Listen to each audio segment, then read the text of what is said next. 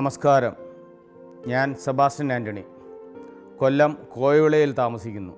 32 വർഷം പ്രവാസിയായിരുന്നു.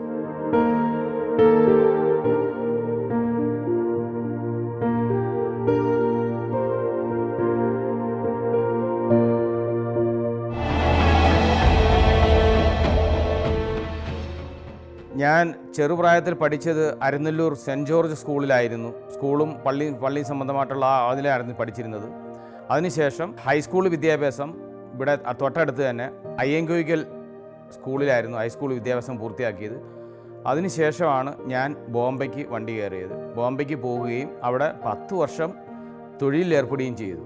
ഞാൻ ബോംബെയിൽ ആദ്യം ചെന്ന് വെൽഡിങ്ങിൻ്റെ വർക്കാണ് പഠിച്ചത്. ടാങ്ക്, സ്ട്രെച്ചർ, പൈപ്പ്, ഇതിൻ്റെ വർക്കുകൾ പഠിച്ചു. അതിനുശേഷം പൈപ്പ് ഫാബ്രിക്കേഷനോട് ഇറങ്ങിയത്. വെൽഡിങ്ങും ഫാബ്രിക്കേഷനും ഒരുമിച്ച് പഠിച്ചു കൊണ്ടുപോയി ഫാബ്രിക്കേറ്ററായിട്ടും ഫിറ്റർ വിത്ത് ഫാബ്രിക്കേറ്ററായിട്ടും വർക്ക് ചെയ്ത് 10 വർഷം വർക്ക് ചെയ്തതിന് ശേഷമാണ് ഈ ഗൾഫിലേക്ക് പോകണമെന്നുള്ള വീട്ടുകാരുടെ നിർബന്ധപ്രകാരം നിർബന്ധിച്ച് ഗൾഫിലേക്ക് വിട്ട്. അന്ന് അവിടെ ബോംബെയിൽ നിൽക്കുന്ന സമയത്ത് നമ്മുടെ പ്രശസ്തമായ മാഹിം പള്ളിയിലും ചെമ്പൂർ സെൻറ്റ് ആനീസ് ദേവാലയത്തിലും സ്ഥിരമായി ചൊവ്വാഴ്ച സെൻറ്റ് ആനീസ് ദേവാലയത്തിലും ബുധനാഴ്ച മാഹിം ദേവാലയത്തിലും സ്ഥിരമായി എല്ലാ ആഴ്ചകളിലും ഞാൻ പോകാറുണ്ടായിരുന്നു. അതിനുശേഷമാണ് 10 വർഷത്തിന് ശേഷം 1985 സൗദി അറേബ്യയിലേക്ക് പോകുന്നത്. ബോംബെയിൽ വർക്ക് ചെയ്തുകൊണ്ടിരുന്ന സമയത്ത് ഈ ചെമ്പൂരും സെൻറ്റ് ആനീസ് ദേവാലയത്തിലും മാഹിം മാതാവിൻ്റെ സെൻറ്റ് മേരീസ് ദേവാലയത്തിലും പോകുമ്പോൾ പ്രാർത്ഥിക്കുമായിരുന്നു. എൻ്റെ ജീവിത നിയോഗം എന്താണെന്ന് എനിക്കറിയത്തില്ല, നിങ്ങൾ തന്നെ എൻ്റെ ജീവിതത്തിൻ്റെ നിലവാരം എന്താണ്, ഞാൻ എന്താണ് പ്രവർത്തിക്കുന്നത്, നിങ്ങൾ തന്നെ പറഞ്ഞു തരണമെന്ന് പറഞ്ഞ് ഞാൻ നിത്യമായി പ്രാർത്ഥിക്കാറുണ്ടായിരുന്നു. എനിക്ക് ജീവിതത്തെപ്പറ്റി ഒരു ലക്ഷ്യമില്ലായിരുന്നു. കാരണം ജോലി ചെയ്യുക, പോവുക എന്നുള്ള കവിഞ്ഞ ഒന്നുമില്ലായിരുന്നു. 10 വർഷത്തിന് വർക്കിന് ശേഷമാണ് വീട്ടുകാർ, ഞങ്ങളുടെ അപ്പനും അമ്മയുടെ നിർബന്ധപ്രകാരമാണ് ഒന്നാമത് ഗൾഫിലേക്ക് പോകാനായിട്ട് പോകുന്നതും ഞാനറിയാതെ അവർ നാട്ടിൽ എനിക്ക് പാസ്പോർട്ട് എടുത്ത് തരികയും അത് പാസ്പോർട്ട് മുഖേനയാണ് ഞാൻ ഗൾഫിലേക്ക് പോകാനായിട്ട് ശ്രമിക്കുകയും ചെയ്തത്. അങ്ങനെയാണ് പോയി അവിടെ ഒരു ഇൻ്റർവ്യൂ അറ്റൻഡ് ചെയ്യുകയും 2-3 ഇൻ്റർവ്യൂ അറ്റൻഡ് ചെയ്യുകയും അങ്ങനെ അതൊന്നും നടക്കാതിരുന്നിട്ട് പിന്നെ വേറെ ഒരു ഇൻ്റർവ്യൂവിൽ അവർ എന്നെ കണ്ട് സെലക്ട് ചെയ്ത് അവർ സൗദി അറേബ്യയ്ക്ക് കൊണ്ടുപോവുകയായിരുന്നു. അവിടെ ചെന്നപ്പോഴാണ് ജീവിതത്തിൻ്റെ ഒരുപാട് അനുഭവങ്ങൾ നമുക്ക് പഠിക്കാൻ പറ്റിയത്. കാരണം ഒന്നാമത്തെ കാര്യം എന്താണെന്ന് വെച്ച് കഴിഞ്ഞാൽ, ചെന്ന സ്ഥലത്തെന്ന് പറഞ്ഞാൽ ക്രിസ്ത്യാനിയായിട്ട് ഞാൻ ഒരാൾ മാത്രമേ ആ കൂട്ടത്തിലുണ്ടായിരുന്നു. ഒരു കമ്പനിയായിരുന്നു, അതായത് കൺസ്ട്രക്ഷൻ വിത്ത് ഫാബ്രിക്കേഷൻ വർക്ക്ഷോപ്പിൻ്റെ ഒരു കമ്പനിയായിരുന്നു അറബികൾ നടത്തുന്നത്. അന്ന് എയർപോർട്ടിലെ കാര്യങ്ങൾ പറയാനാണെങ്കിൽ വളരെ വിശദീകരിക്കും. കാരണം നമ്മുടെ കയ്യിൽ എന്തെങ്കിലും ക്രിസ്തുവിനെ പറ്റിയോ അല്ലെങ്കിൽ നമ്മൾ മറ്റ് മതങ്ങളുടെ എന്തെങ്കിലും ഒരു ചെറിയ തുണ്ടുണ്ടെങ്കിൽ പോലും അവർ എയർപോർട്ടിൽ പരിശോധിച്ച് നമ്മുടെ മുമ്പിൽ വെച്ച് തന്നെ എടുത്ത് വലിച്ചു കയറി കളയുന്ന ഒരു അവസ്ഥയായിരുന്നു. അത് കാരണം ഞങ്ങളൊന്നും കൊണ്ടുപോകാറില്ല. എങ്കിലും മനസ്സിലെ പ്രാർത്ഥനകൾ, നമ്മൾ പഠിക്കേണ്ട പ്രാർത്ഥനയുള്ള മനസ്സിൽ തന്നെ ഉണ്ടായിരുന്നു. ആ രീതിയിൽ തന്നെ പ്രാർത്ഥനയിൽ മുഴുകി തന്നെയാണ് അവിടെ ചെന്നപ്പോഴും. ഒറ്റയ്ക്കാണെങ്കിലും നമ്മൾ കിടക്കുന്നതിന് മുമ്പേ ബെഡിൽ കിടന്നിട്ടായാലും നമ്മൾ പ്രാർത്ഥിച്ചിട്ടാണ് ഞാൻ കടന്നുകൊണ്ടിരുന്നത്. എൻ്റെ കൂടെ ഉണ്ടായിരുന്ന ക്രിസ്ത്യാനിയായിട്ട് അന്ന് ഞാൻ ചെല്ലുമ്പോൾ ഞാൻ ഒറ്റയ്ക്ക് ഒരാൾ മാത്രമേ ഉണ്ടായിരുന്നുള്ളൂ.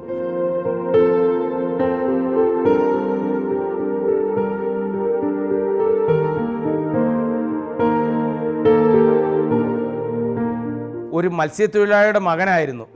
മാത്രമല്ല എൻ്റെ ഫാദർ എന്ന് പറഞ്ഞാൽ ഒരു സത്യവിശ്വാസിയായിരുന്നു. നിത്യമായി പ്രാർത്ഥിക്കുകയും ബൈബിൾ സ്ഥിരമായിട്ട് വായിക്കുകയും ചെയ്യുന്ന ഒരു വ്യക്തിയുടെ മകനായിരുന്നു. അത് കണ്ടാണ് നമ്മളൊക്കെ വളർന്നു വന്നത്. അതുകൊണ്ട് എൻ്റെ വിശ്വാസത്തിൽ ഞാൻ ഉറച്ചു തന്നെ നിന്നു.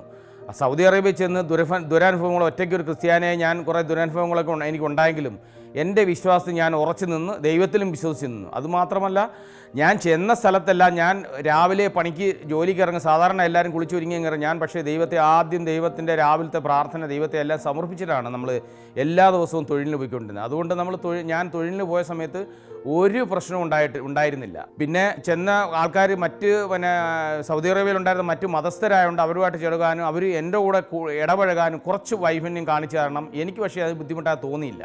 കാരണം എനിക്ക് എൻ്റെ ഈശോയും എൻ്റെ ദൈവം എൻ്റെ കൂടെ ഉള്ളതെന്നുള്ള ഒരു ധാരണയാണ് എനിക്കുണ്ടായിരുന്നത്. അങ്ങനെ ഞാൻ സ്റ്റെപ്പായിട്ടാണ് ഓരോരോ സ്റ്റെപ്പ് ദൈവമായിട്ട് എന്നെ ഉയർത്തി കൊണ്ടുപോകുമായിരുന്നു. ഫസ്റ്റിൽ അവിടെ ചെന്ന് ഇവിടുന്ന് എന്നെ സെലക്ട് ചെയ്ത് കൊണ്ടുപോകുന്നതെന്ന് പറഞ്ഞാൽ വെൽഡറായിട്ടാണ്. പക്ഷേ അവിടെ ചെന്ന് കഴിഞ്ഞപ്പം കൺസ്ട്രക്ഷൻ വർക്കിനാണ്. കാരണം വെൽഡറായിട്ട് എന്നെ ജോലിക്ക് കയറ്റിയില്ല എന്ന് വേണമെങ്കിൽ പറയാം. അത് കാരണം കൺസ്ട്രക്ഷൻ ഫീൽഡിലേക്കാണ് എന്നെ വിട്ടത്.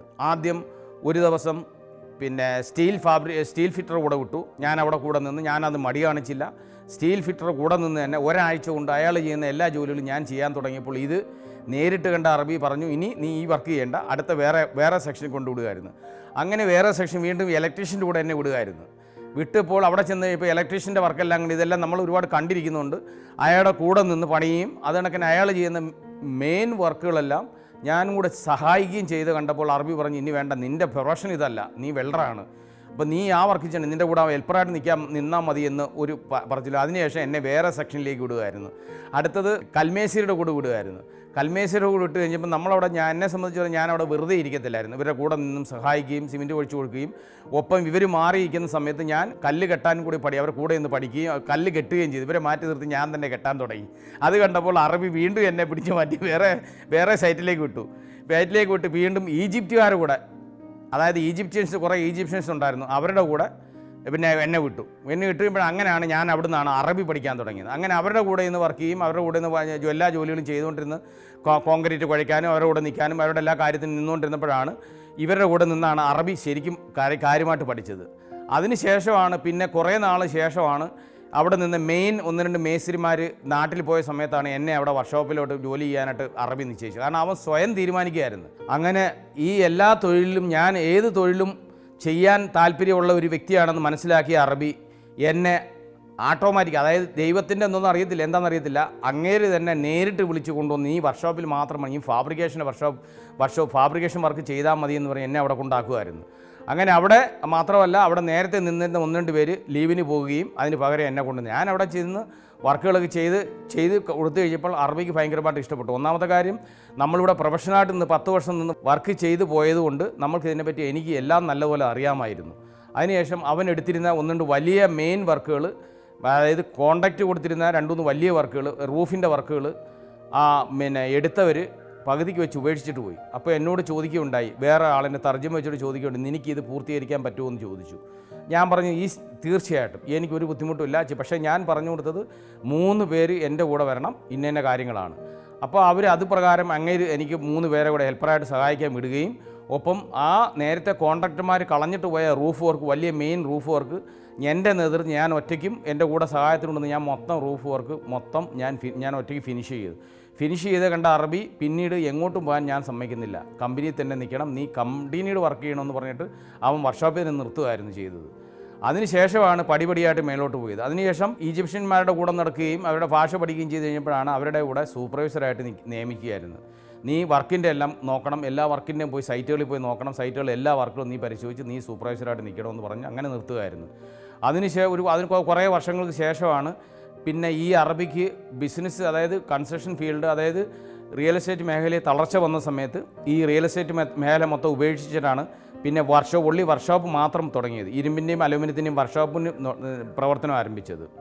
അതിനുശേഷം പിന്നെ നമ്മൾ വർക്ക്ഷോപ്പിൽ മാത്രം ഒതുങ്ങിയത്. അപ്പോഴത്തേന് ഈജിപ്ഷ്യൻസ് പിന്നുണ്ട്, പക്ഷേ അവരെല്ലാം കുറച്ച് പേരെ അങ്ങോട്ട് വിടുകയും ചെയ്തു. അതിനുശേഷമാണ് വർക്ക്ഷോപ്പ് സെക്ഷനുമായിട്ട് നമ്മൾ മുന്നോട്ട് പോയതിന് ശേഷം 3-4 വർഷത്തിന് ശേഷമാണ് ഈജിപ്ഷ്യൻ എന്ന് പറഞ്ഞാൽ എൻ്റെ കൂടെ അവിടെ വർക്ക് ചെയ്തുകൊണ്ടിരിക്കുന്ന ഈജിപ്ഷ്യൻ ഞാനും കൂടെ സ്വന്തമായിട്ട് പാർട്ണർഷിപ്പിൽ സ്വന്തമായിട്ട് അറബി വർക്ക്ഷോപ്പ് നടത്താൻ താല്പര്യമില്ലെന്ന് മനസ്സിലാക്കി ഞങ്ങൾ സ്വന്തമായിട്ട് വർക്ക്ഷോപ്പ് ഏറ്റെടുത്ത് നടത്താൻ താല്പര്യം. അവിടുത്തെ സംബന്ധിച്ച് അറബി നാടിനെ സംബന്ധിച്ച് ഞാൻ ശരിക്കും അറബിയൊക്കെ പഠിച്ചിട്ടുണ്ടെങ്കിലും അവിടുത്തെ സംബന്ധിച്ച് അന്നത്തെ ഒരു കണ്ടീഷൻ, ഒരു 85-90 കാലഘട്ടത്തിൽ എന്ന് പറഞ്ഞു കഴിഞ്ഞാൽ അന്ന് അറബി സ്പീച്ചിങ് ആയിട്ടുള്ള ഒരാൾ തന്നെ വേണം വർക്കൊക്കെ പിടിക്കണമെങ്കിൽ. അത് വെച്ചിട്ട് ഈജിപ്ഷ്യന് ഞാനും കൂടെ സ്വന്തമായിട്ട് വർക്ക്ഷോപ്പ് ഏറ്റെടുത്ത് അവിടെ നടത്തുമായിരുന്നു. 3-4-5 വർഷത്തോളം ഞങ്ങൾ രണ്ടുപേരുടെ പാർട്ണർഷിപ്പിൽ വർക്ക്ഷോപ്പ് സ്വന്തമായിട്ട് ഏറ്റെടുത്ത് നടത്തിയതിന് ശേഷം ഞാൻ നാട്ടിൽ 3-4 വർഷമായിട്ട് ലീവിന് വന്നില്ലായിരുന്നു. അതിനുശേഷം ഞാൻ നാട്ടിൽ വരികയും 3 മാസം കഴിഞ്ഞ് തിരിച്ചു വരികയും ചെയ്യുന്നപ്പോൾ ഈജിപ്ഷ്യൻ മൊത്തത്തിൽ കണക്കുകളിനകത്ത് മൊത്തം തിരിമറി നടത്തുകയും അതിനകത്ത് പൈസയൊന്നുമില്ല, നഷ്ടത്തിലാണെന്ന് കാണിക്കുകയും ചെയ്തു. 10-30 ജോലിക്കാരുണ്ടായിരുന്നതാണ്. അങ്ങനെ തരികടയൊക്കെ നടത്തി. അതിന് ഞാൻ അവിടെ ചെന്നതിന് ശേഷം കംപ്ലീറ്റ് അക്കൗണ്ട്സും പരിശോധിച്ചപ്പോൾ മനസ്സിലായത് ഇവൻ തിരികട നടത്തിയെന്നുള്ളതാണ് നമുക്ക് നേരിട്ട് മനസ്സിലായി. നേരിട്ട് അറബിയായിട്ട് പോയി സംസാരിക്കുകയും അപ്പോൾ അറബി പറഞ്ഞു ഞാൻ എന്ത് ചെയ്യാൻ പറ്റും, അവനോട് നിങ്ങൾ തീർക്കണം എന്ന് പറയും. അവൻ്റെ വീട്ടിൽ വെച്ച് ഒരു മധ്യസ്ഥ ചർച്ചയ്ക്ക് വേണ്ടി, അറബിയുടെ വീട്ടിൽ വെച്ച് തന്നെ ഒരു മധ്യസ്ഥ ചർച്ചയ്ക്ക് ഞങ്ങളെ എല്ലാവരും വിളിക്കുകയും ചെയ്തു. മധ്യസ്ഥ ചർച്ചയ്ക്ക് വിളിച്ചപ്പോൾ ഈജിപ്ഷ്യൻ അറബിയുടെ മക്കളെയും ചാക്കിട്ടെടുക്കുകയും അവരെ യഥാർത്ഥ അറബിയെ ചാക്കിടാൻ പറ്റിയില്ല, പക്ഷേ മക്കളെ അവൻ സോപ്പിട്ട് അവൻ്റെ വരുതിയിൽ നിർത്തുകയും അവരെല്ലാം എനിക്കെതിരെ സംസാരിക്കുകയും അവൻ്റെ സൈഡ് പിടിച്ച് സംസാരിക്കുകയും ചെയ്തു. പക്ഷേ അപ്പൻ അറബി ഒന്നും പറഞ്ഞില്ല, പക്ഷേ എൻ്റെ സൈഡാണ് പറഞ്ഞത്, നിഷ്പക്ഷമായിട്ടാണ് നിന്നത്. അങ്ങനെ അത് പ്രകാരമാണ് ഇവൻ കണക്കുകളൊക്കെ പറഞ്ഞപ്പോൾ പറഞ്ഞു, ഇനി നിങ്ങൾ തമ്മിൽ ഒരുമിച്ച് ജോയിൻ ചെയ്യേണ്ട, രണ്ടുപേരും വേറെ മാറിപ്പോവുക, അതായിരിക്കും നല്ലതെന്ന് പറഞ്ഞു. അങ്ങനെയാണ് ഞാൻ പറഞ്ഞു എനിക്ക് സമ്മതമാണ്, എനിക്ക് പ്രശ്നമൊന്നുമില്ല, ഞാൻ മാറുമെന്ന് പറഞ്ഞു. അങ്ങനെ മാറുന്ന സമയത്താണ് അവൻ ഈ കിട്ടാനുള്ള കുറച്ച് കാശിൻ്റെ കണക്കുകളൊക്കെ കൊണ്ടുവന്ന് കള്ളക്കണക്കുകളൊക്കെ അവിടെ കാണിച്ചിട്ട് പറഞ്ഞു, ഞാൻ ഇനി 3 മാസം കൊണ്ട് ജോലി ചെയ്ത് ഈ വർക്കുകളെല്ലാം ഫിനിഷ് ചെയ്ത് ആ കാശെല്ലാം വാങ്ങിച്ചു കൊടുക്കുന്ന കാര്യമൊക്കെ പറഞ്ഞത്. ഞാൻ പറഞ്ഞു അതൊന്നും ആദ്യമായ കാര്യങ്ങളല്ല, അതൊന്നും നടക്കില്ല, ഇനി ഒട്ട് ചെയ്യാനും പറ്റില്ലെന്ന് പറഞ്ഞു. രണ്ടുപേരും രണ്ട് വഴിക്കാണെന്ന്. അങ്ങനെയാണ് പറഞ്ഞത്. അങ്ങനെ ആകുമ്പോൾ കാശിൻ്റെ കാര്യത്തിലൊക്കെ എങ്ങനെയാണെന്ന് ചോദിച്ചു. അപ്പോൾ ഇവരെല്ലാം ഈ അറബിയുടെ മക്കൾ ഇവന് ഈജിപ്ഷ്യൻ്റെ കൂടെ സപ്പോർട്ടായിട്ട് നിന്ന സമയത്ത് എനിക്ക് യാതൊന്നും വേണ്ട, ഞാൻ തിരിച്ച് നാട്ടിലേക്ക് പോവുകയാണെന്നും പറഞ്ഞ് അവിടുന്ന് ഓഫീസിൽ നിന്ന് എല്ലാം പറഞ്ഞിട്ട് ഞാൻ ഒറ്റയ്ക്ക് ഇറങ്ങി പോവുമായിരുന്നു ഉണ്ടായത്. അതിനുശേഷം ഒരു 2 ദിവസത്തിന് ശേഷമാണ് ഞാൻ നാട്ടിലേക്ക് പോവുകയാണ് എന്ന് പറഞ്ഞ് 2 ദിവസത്തിന് ശേഷമാണ് ഈ അറബി അവിടുത്തെ ഞങ്ങളുടെ കാരണവർ അറബി വന്ന് എന്നെ കാണുകയും നീ എന്തെങ്കിലും ചെയ്യും, നീ നാട്ടിൽ എന്തിനാണ് പോകുന്നത്, സ്വന്തമായിട്ട് ഒരുപാട് കാര്യങ്ങൾ എനിക്ക് തന്നെ ഇഷ്ടംപോലെ സ്ഥലമുണ്ട്, അവിടെ എന്തെങ്കിലും എനിക്ക് സ്വന്തമായിട്ട് ചെയ്യാൻ പറ്റുകയോ ചെയ്യാമെന്ന് എന്നോട് അഭ്യർത്ഥിക്കുകയാണ് ഉണ്ടായത്. എന്നിട്ട് മറ്റവൻ ഈജിപ്ഷ്യൻ എന്നെ വെല്ലുവിളിക്കുകയൊക്കെ ചെയ്തു. ഈജിപ്ഷ്യൻ പറഞ്ഞ് നിന്നെ ഞാൻ നാളെ തന്നെ കയറ്റിവിടും. ഞാൻ പറഞ്ഞു എനിക്കൊരു പ്രശ്നമില്ല, മറ്റന്നാളെ എപ്പോൾ കയറ്റിവിട്ടാൽ എനിക്കൊരു പ്രശ്നം, പക്ഷേ നീ വിചാരിക്കുന്ന ഒരാഴ്ചയ്ക്കുള്ളിൽ ഞാനിവിടെ ഇറങ്ങി ഇവിടെ വർക്ക്ഷോപ്പ് സ്വന്തമായിട്ട് തുടങ്ങുമെന്ന് ചലഞ്ച് ചെയ്തിട്ട് അവിടെ നിന്ന് ഇറങ്ങിയത്. അപ്പോഴാണ് അറബി ഒന്ന് എന്നോട് 2 ദിവസം കഴിഞ്ഞ് നീ എങ്ങും പോകണ്ട, എൻ്റെ കൂടെ തന്നെ നില്ല, നീ പ്രത്യേകമായിട്ട് തുടങ്ങാൻ പറഞ്ഞു. അങ്ങനെ നമ്മുടെ മൂത്ത കാരണവർ അറബി വന്ന് പറഞ്ഞ പ്രകാരമാണ്. അപ്പോൾ ഞാൻ പറഞ്ഞ് സ്ഥലം വേണം, സ്ഥലം കാണിച്ചു തരാൻ പറയും. അവൻ കൊണ്ട് അവൻ്റെ സ്ഥലം കൊണ്ട് കാണിച്ചു തന്നു. ഞാൻ അവിടെ പോവുകയും ആ സ്ഥലം കാണുകയും സാധനങ്ങളെല്ലാം എടുത്ത് സെറ്റ് ചെയ്ത് വർക്ക്ഷോപ്പ് സ്വന്തമായിട്ടുണ്ടാക്കുകയും ടൂൾസും കാര്യങ്ങളെല്ലാം കംപ്ലീറ്റ് A to Z ഞാനവിടെ ഉണ്ടാക്കുമായിരുന്നു. ഉണ്ടാക്കിയിട്ട് എനിക്ക് വിസ വേണമെന്ന് പറഞ്ഞ് അങ്ങനെ വിസ തരികയും അങ്ങനെ വിസയായിട്ട് നാട്ടിൽ വരുന്ന സമയത്താണ് യുദ്ധം ഉണ്ടാവുകയും സദ്ദാം ഹുസൈൻ ഇറാഖ് കുവൈറ്റ് യുദ്ധം ഉണ്ടാവുകയും വാറുണ്ടാവുകയും ആ വാറിന് ശേഷം ഞാൻ ബോംബെയിൽ 3 മാസം നിൽക്കുകയും പിന്നെ തിരിച്ചു പോകാൻ പറ്റാതിരിക്കുകയും പിന്നെ എംബസിയിൽ പോയി ഇടപെട്ട് തിരിച്ച് അവിടെ ചെല്ലുകയും ഈ ആൾക്കാരെല്ലാം വിസ പുതുക്കി 2ാമത് വിസ കൊണ്ടുവന്നാണ് അവിടെ സ്വന്തമായിട്ട് തുടങ്ങിയത്. എന്നാൽ എൻ്റെ കൂടെ ഞാൻ തുടങ്ങി നല്ല രീതിയിൽ പ്രവർത്തനം ആയി എന്ന് കണ്ടു കഴിഞ്ഞപ്പോൾ തന്നെ എൻ്റെ കൂടെ നിന്ന് ഈജിപ്ഷ്യൻ കമ്പനി അവൻ പൂട്ടി പോകാനാണ്. കാരണം അവൻ നടത്താൻ പറ്റാത്ത കണ്ടീഷനിൽ അവൻ പൂട്ടി പോകാനാണ്. എന്നാൽ എൻ്റെ പ്രസ്ഥാനം മുന്നോട്ട് പോവുകയും ചെയ്തു. കാരണം ഈ കമ്പനി നടത്തി ഈജിപ്ഷ്യൻ ഞാനും കൂടെ നടത്തിക്കൊണ്ടിരുന്നെങ്കിലും കംപ്ലീറ്റിന് ചുമതല എനിക്ക് തന്നെ ആയിരുന്നു ഉണ്ടായിരുന്നു. അത് അറബി തന്നെ നേരത്തെ പറഞ്ഞിട്ടുണ്ടായിരുന്നു, നീ എന്നാണ് മൊത്തം നോക്കേണ്ടത്, ഈജിപ്ഷ്യനെ വിശ്വസിക്കാൻ പറ്റില്ല. അങ്ങനെ അതുകൊണ്ട് ഞാൻ അവിടുന്ന് മാറി 3-4 വർഷത്തിന് ശേഷം അവൻ സ്വയം അടച്ചുപൂട്ടി, നടത്താൻ പറ്റാതെ അടച്ചുപൂട്ടി, പ്രശ്നങ്ങളായിട്ട് അടച്ചുപൂട്ടി, ഈ കാശെല്ലാം ഉണ്ടായിട്ട് പോലും അവൻ സ്വയം അടച്ചുപൂട്ടി പോയി. അത് ദൈവത്തിൻ്റെ ഒരു പദ്ധതിയായിരുന്നു, എന്നെ ഇവിടെ നിർത്തണം, അല്ലെ നീ അവിടെ നിൽക്കണം എന്നുള്ള ആ ഒരു പദ്ധതി പ്രകാരമാണ് ഈ അറബി എന്ന് പറയുന്ന കാരണവർ അറബി എന്നെ പറഞ്ഞ് നിർത്തിയതും. എന്നാൽ ഞാൻ കാശുകളൊക്കെ അവിടുന്ന് കടം വാങ്ങിയാണ് ഇതെല്ലാം തുടങ്ങിയും കാര്യം. പക്ഷേ എനിക്ക് കിട്ടാനുള്ള കാശുകളൊന്നും ഈജിപ്ഷ്യൻ തന്നില്ല. എന്നാൽ പോലും ഞാൻ അവിടെ 3-4 വർഷം കഷ്ടപ്പെട്ട് വീണ്ടും മുന്നോട്ട് കൊണ്ടുപോയി. അതിനിടയ്ക്ക് യുദ്ധം ഉണ്ടായി, ആൾക്കാരെ കൊണ്ടുവരികയും നല്ല രീതിയിൽ വിപുലമായിട്ട് നടത്തി. അവൻ പൂട്ടിയ സമയത്ത് വീണ്ടും അറബി എന്നോട് പറഞ്ഞ് അവൻ്റെ വർക്ക്ഷോപ്പ് വെറുതെ കിടക്കുകയാണ്, നീ അതുകൊണ്ട് എടുത്ത് നടത്തണം, മൊത്തം ആൾക്കാരെ എടുത്ത് നടത്തണമെന്ന് പറയുകയും അങ്ങനെ ഈജിപ്ഷ്യൻ പോയതിന് ശേഷം ആ മൊത്തം സ്ഥാപനവും എൻ്റെ പേരിൽ തന്നെ ആവുകയും ഞാൻ അതിൻ്റെ ചുമതല ഏൽക്കുകയും ചെയ്തു. അങ്ങനെ വർഷങ്ങളായിട്ട് അവിടെ ജോലി ചെയ്യുകയും പിന്നെ എൻ്റെ ഫാമിലി കൊണ്ടുപോയി ഞങ്ങളവിടെ സെറ്റാവുകയും ചെയ്യുന്നത്. അങ്ങനെ നിന്നതിന് ശേഷമാണ് ഈ ഫാമിലി വന്നതിന് ശേഷം ജീവിതത്തിൽ കുറേ അനുഭവം ഉണ്ടായി. പക്ഷേ എങ്കിലും ഈ ഇത്രയും കാര്യങ്ങളൊക്കെ ഉണ്ടായെങ്കിൽ ഞാൻ ആദ്യമേ പറഞ്ഞല്ലോ, ആദ്യമേ എല്ലാ ദിവസവും ഞാൻ അവിടെ പ്രാർത്ഥിക്കുകയും പ്രാർത്ഥനയിൽ മുഴുകുകയും പ്രാർത്ഥിച്ചതിന് ശേഷമാണ് ജോലിക്ക് ഇറങ്ങുന്നത്. അതാണ് തിരിച്ചു പോകുമ്പോഴും പ്രാർത്ഥിക്കുകയും ബൈബിൾ വായിച്ചതിന് ശേഷമാണ് ഉറങ്ങാറുള്ളത്.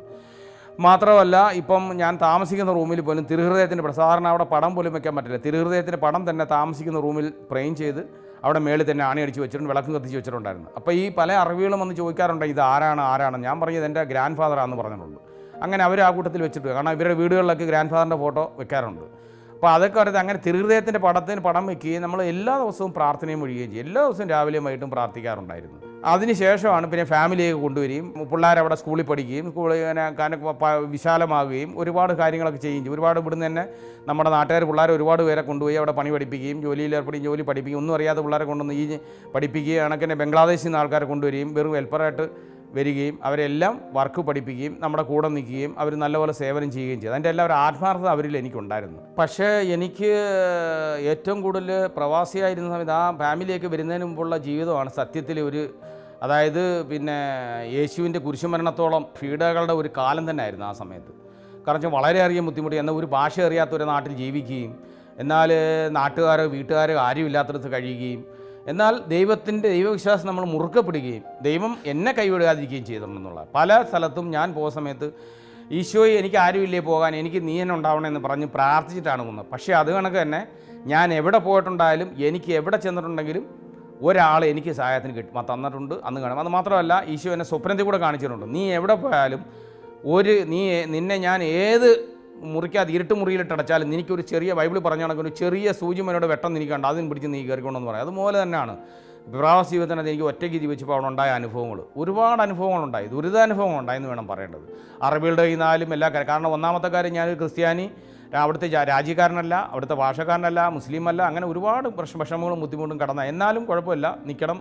പിന്നെ ആദ്യമായിട്ട് അവിടെ പിന്നെ കൂടുതൽ നാൾ ഇവിടെ നിൽക്കണം എന്നൊരു തോന്നലുണ്ടാകും. കാരണം എന്ന് വെച്ചാൽ ഞാൻ കൊടുത്തുപോയ പൈസ എങ്ങനെയും ഉണ്ടാക്കണം എന്നുള്ളൊരു ചിന്താഗതി ഉണ്ടാകാനാണ് ഒരുപാട് നഷ്ടം അവിടെ നിൽക്കാൻ വേണ്ടി വന്നത്. ഒരുപാട് ആദ്യം ഇപ്പോൾ വിസയും പാസ്പോർട്ട് പൈസ കുറച്ച് പോയായിരുന്നു. രണ്ടാമത് പാസ്പോർട്ട് വിസയൊക്കെ എടുത്തുകൊണ്ട് ഒരുപാട് ബാധ്യത ഉണ്ടായിരുന്നു. കാരണം 3-4 വർഷം തന്നെ അവിടെ നിന്ന് അതിന് വേണ്ടി ഈ കടം തീർക്കാൻ വേണ്ടി നിൽക്കുന്നത്. അതിനുശേഷമാണ് വേണ്ട ഇവിടെ തന്നെ നിൽക്കുക, ഇവിടെ തന്നെ സ്ഥാനം. കാരണം കൂടുതലായിട്ടും എനിക്ക് ദൈവവിശ്വാസവും മാത്രമല്ല ഈ കാരണവരറബി എന്നോടുള്ള സ്നേഹവും ബഹുമാനം കണ്ടു കഴിഞ്ഞപ്പോഴാണ് സത്യത്തിൽ വേണ്ട, ഇത് നമ്മുടെ അപ്പൻ്റെ പ്രായമുള്ള ഒരാളാണല്ലോ, ഇയാളുടെ കൂടെ തന്നെ നിൽക്കാം, ഇയാളൊരു നല്ല മനുഷ്യനാണ് എന്ന് മനസ്സിലാക്കിയിട്ടാണ് പീഡകളും ബുദ്ധിമുട്ടും എല്ലാം സഹിച്ചത്. എന്നാൽ അവർ വളരെ ബഹുമാനവും സ്നേഹവും സന്തോഷവുമാണ് അവർ തന്നത്. ഒരു സ്വന്തം പിതാവിൻ്റെ രീതിയിലുള്ള സ്നേഹവും സൗഹാർദ്ദവും സന്തോഷവും എനിക്ക് തന്നുകൊണ്ടിരുന്നത്.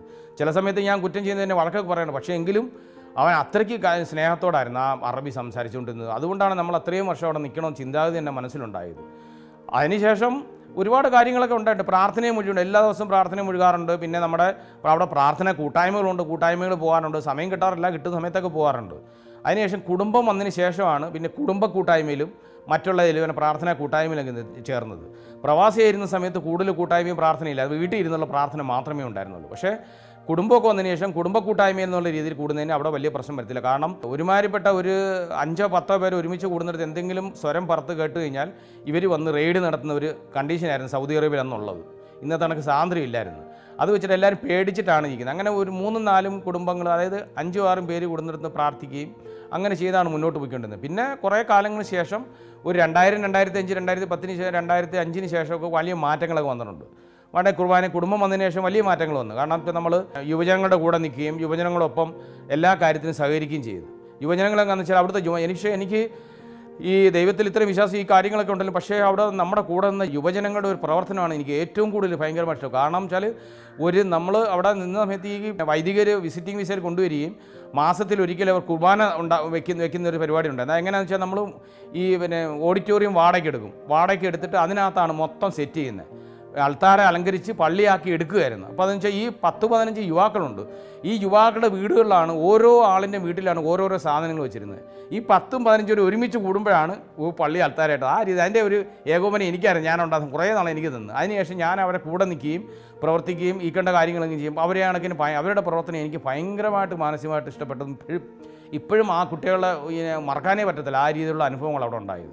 അപ്പോൾ അതിൽ നിന്ന് അങ്ങനെ ജീവിച്ചു. പിന്നെ വീട്ടിൽ നിന്ന് പറഞ്ഞാൽ ഞങ്ങൾ കുടുംബം വന്നെങ്കിലും ഈ തിരുഹൃദയത്തിൻ്റെ പടം അവിടെ വെച്ചിരിക്കുകയും പ്രാർത്ഥിക്കുകയും ബൈബിൾ വായിക്കുകയും എല്ലാ ദിവസവും ജപമാല പഠിക്കുകയും ചെയ്തിട്ടാണ് ഞങ്ങൾ രാത്രി എത്ര വൈകിയാലും ജപമാല പഠിച്ചിട്ട് ഉറങ്ങാണ്. എന്നാൽ പല വീടുകളിലും നമ്മുടെ കൂട്ടുകാർ വന്ന സമയത്ത് പറഞ്ഞിട്ടുണ്ട്, ഇത് തിരുഹൃദയത്തിന് പടം പിടിക്കുന്ന അവിടെ പ്രശ്നമുണ്ട്. ഇവർ ഞാൻ പറഞ്ഞു ഒരു പ്രശ്നമില്ല, ഞാൻ ദൈവത്തിലെ വിശ്വസിക്കുന്നത്, അതുകൊണ്ട് പ്രശ്നമൊന്നുമില്ലെന്ന് പറഞ്ഞു.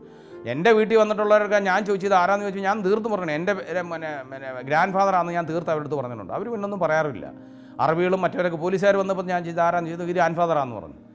അങ്ങനെ പറയാറുണ്ട്. ഞാൻ അറബി അറിയാമെന്ന് ഞാൻ തന്നെ പറഞ്ഞിട്ടുണ്ട്. അങ്ങനെ എൻ്റെ വീട്ടിൽ റേഡിയോ ഒന്നും വന്നിട്ടില്ല. അങ്ങനെയാണ് ജീവിച്ചു പോകുന്നത്. ഒരു മെയിനായിട്ട് ഞങ്ങളുടെ ജീവിതത്തിലുണ്ടായ ഒരു വലിയ അനുഭവം തന്നെ പറയാം. ഇളയ മകനെ 2 കുട്ടികളും ഇവിടെ നമ്മുടെ നാടിലാണ് പ്രസവിച്ചതും കാര്യങ്ങളൊക്കെ. ഇളയ മകനെ അവിടെ വെച്ചാണ് ഗർഭവതിയാവുന്നതും പ്രസവ സംബന്ധ കാര്യങ്ങളൊക്കെ.